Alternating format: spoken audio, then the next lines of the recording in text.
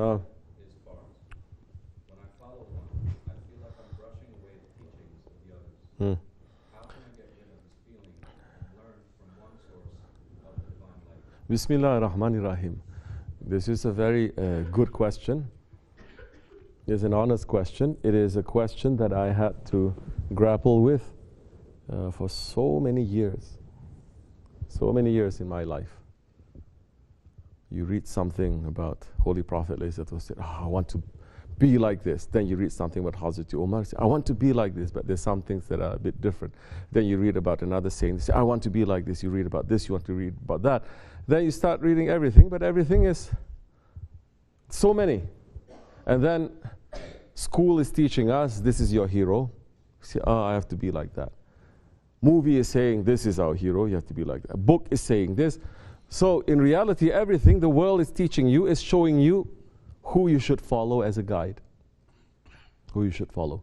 Father says you have to be like me. Mother says you have to obey me until you die, otherwise you cannot kiss the smell of paradise. You get wife, the wife say, you have to obey me these days. You cannot obey your mother or your father. So now everyone is pulled in every direction. Not only people that you feel that you should be giving respect to, but people that you should not be giving respect to, but the dunya gives respect to that. You feel that there is something that you should also learn and pull from them. But all these mixed up things, what does it do to a believer? It makes the believer very tired and very confused. So what did I do? I said, Ya Rabbi, send me one guide. One guide. Send me that one. I sat down and I said, so many guides. In Islam, there is a hierarchy. There has to be the best one. One that is more important than the others. All of them important. 124,000 prophets, they are all not on the same level. From 124,000, there are 313. They are Nabi Mursal, they are Rasul. Rasul is not just 25 or 28 in the Quran Karim. It is 313. Some given books and some not given books. Then out of that 313, those ones who are given the big books, they are much higher. Then out of that, then the Holy Prophet ﷺ is the highest. So there are hierarchies there. And the hierarchies of the awliya Allah are the same. The hierarchies of the companions of the Prophet are also the same. There are 6,666 ayats of the Quran. They are not all the same. There are 6 books of hadith and so many other non-major books of hadith written by other scholars and other saints and other imams also. What are we going to do? We know that in Islam, if you're Sunni, meaning that you follow Quran and the hadith. You follow Quran and hadith without following an imam, a school, a mazhab, you become Wahhabi, out of Islam. You know you need a guide. You know you need an imam. Now, I know that I needed a guide, a Shaykh.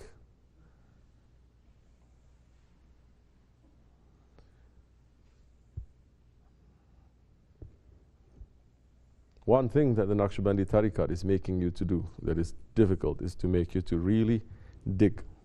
Dig and dig. You want. Why you want?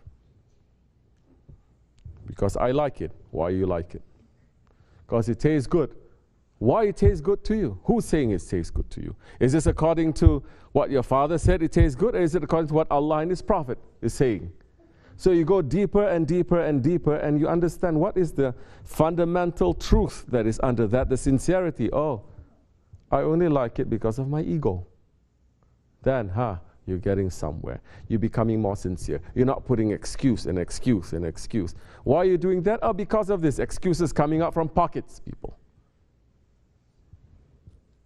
You understand now? So now, I said, I want to find a guide. Why I need to find a guide? So many people, they're interested in Sufism also. Why are you interested in Sufism? Because I want to be a saint. So many are saying this. Because I read this, and this is what Abdulkerim Gilani Hazrat Lari is experiencing. I want to experience that too. Wrong reason. Ego. Because I want to be special. Wrong reason. So many wrong reasons. Because I want an opening. Wrong reasons. Why?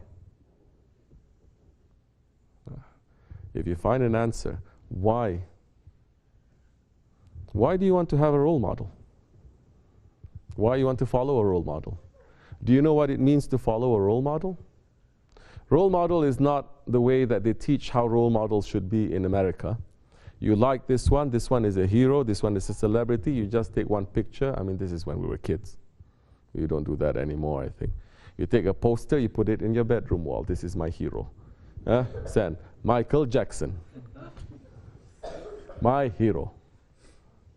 Huh? They're teaching us like that. Is that it? Is being just putting the picture over there? What does it mean? Why do you like it? I like it because he is so loved by so many people. Oh, so you want to be like him because you want people to love you? Isn't that very selfish? It's ego again. So now, why do you want to follow a role model? Because it is the right thing to do. So what is the wrong thing to do? Not to follow a role model. What happens when you don't follow a role model? According to Islam, it leads you to Jahannam. So you follow a role model that is from Islam, from Haqq, it brings you to Jannat. What does it mean to follow a role model? What does it mean then to walk in their footsteps? Ahlul Sunnat wal Jamaat is to walk in the footsteps of the Prophet and the Sahabe Kiram. The lives of the Prophets and the Sahabe Kiram is filled with sacrifice, is filled with pain, is filled with suffering. Are we doing that? You cannot say, I follow a role model, but I'm sitting at home. One hand is chewing pizza, the other hand is with a remote control, feet up on the coffee table, watching TV. So many people following tasawwuf, this is what they're doing at home. So many peers and sheikhs. Thursday they make zikr, Friday they go to a disco. They go to club. So many peers and sheikhs. Today they're talking about Prophet ﷺ. Tomorrow they collect all their money and they go to nice vacation.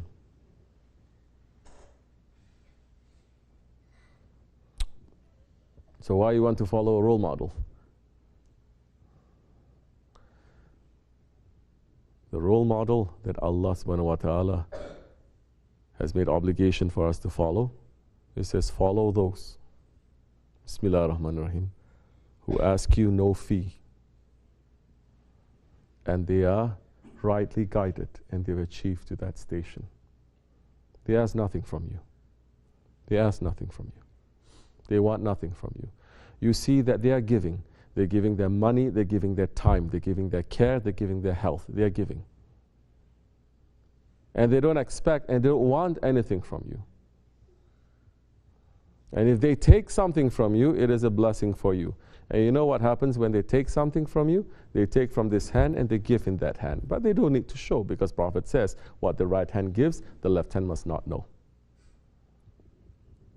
If you want to follow a role model, follow the one who is in the prophetic way.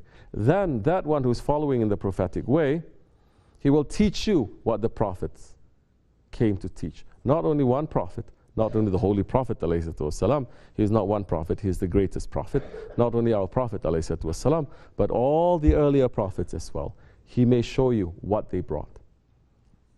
That one there may show you what other saints they brought.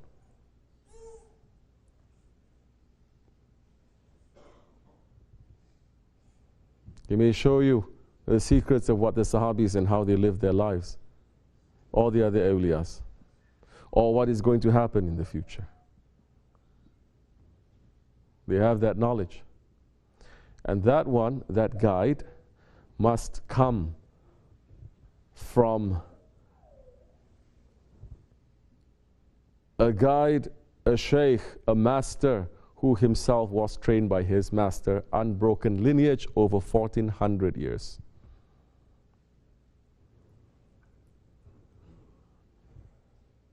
Then, in that time,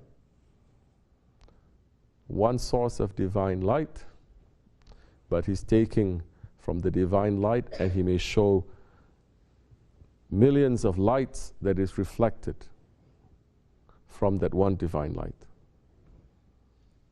Then it's going to be easy. You're not going to get confused. You'll not get confused. You may open the secrets of the 4 books too. You're not going to get confused. Then you feel that, oh, this, just like the Sahabis, they study, some of them. They learn, go from one Shaykh to another Shaykh, one master to another master. Once they met the Holy Prophet, it's finished. It's finished. And they say, this is it. There are still people like that. Now Shaykh is one of them. That say, now this one is making us to drink from a pure source. And that time we say, I don't need to know about this. I don't need to know about that. I don't need to know. That time you come to the point where you say, I used to think I need to know so many things. Now, I don't need to know anything. I just need to know myself first. And from knowing myself and knowing my Lord, I will know so many things that is going to be useful for me. Not because people say I have to learn them. Not because if I learn them, I can brag to other people to say, I read this book, I know this philosopher, I know this. No. Then the knowledge that you're going to get now is a knowledge that you're going to experience, and is a knowledge that is going to benefit other people. Inshallah. May Allah keep us together with our Shaykh, dunya and akhirat. Fatiha. Assalamu alaikum.